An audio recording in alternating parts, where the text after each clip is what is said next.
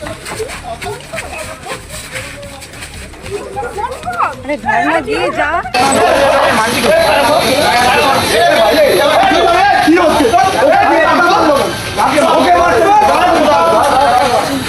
মধ্যমগ্রাম বিবেকানন্দ কলেজের গেটের বাইরে এবিভিপির পতাকা খোলাকে কেন্দ্র করে চরম উত্তেজনা, হাতাহাতি এবিভিপি ও এসএফআই ছাত্র সংগঠনের কর্মীদের মধ্যে।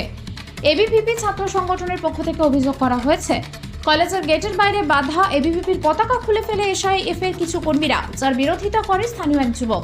তবে সেই যুবককে মারধর করে এসএফআই কর্মীরা বলে অভিযোগ আক্রান্ত যুবক ও এবিভিপি কর্মীদের। তবে এই অভিযোগের পাল্টা অভিযোগ করেছেন এসএফআই এর কর্মী সমর্থকরা।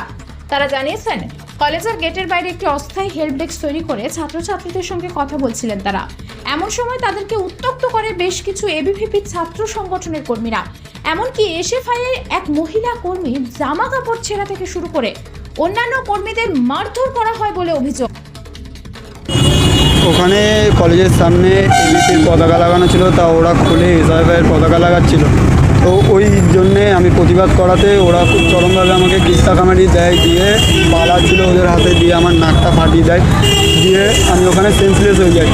তারপরে আমাদের কিছু বন্ধুবান্ধব ওখানে ছিল, তো তারা এসে আমাকে উদ্ধার করে এই আমাদের গ্রামীণ হসপিটাল মধ্যম গ্রামে নিয়ে এসছে।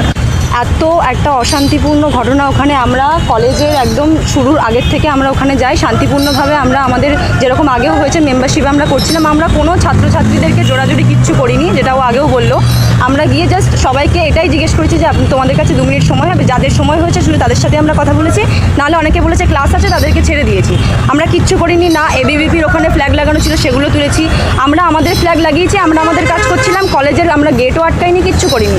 ওরা কয়েকজন আসলো গুন্ডার মতো লোকজন, তারা তো এবিভিপির থেকে অভিযোগ করছে আপনারা এবিভিপির ফ্ল্যাগ খুলে দিয়ে ফেলে আপনাদের এসএফআই ফ্ল্যাগ। না, একদমই নয়। আমাদের কাছে ফুটেজ রয়েছে, এমনকি আপনারা ওখানে গিয়ে এখন দেখতেও পারেন যে আমাদের ফ্ল্যাগ এমনকি এখন ফেলে দিয়েছে, নিজেদের ফ্ল্যাগগুলো এখন রয়েছে।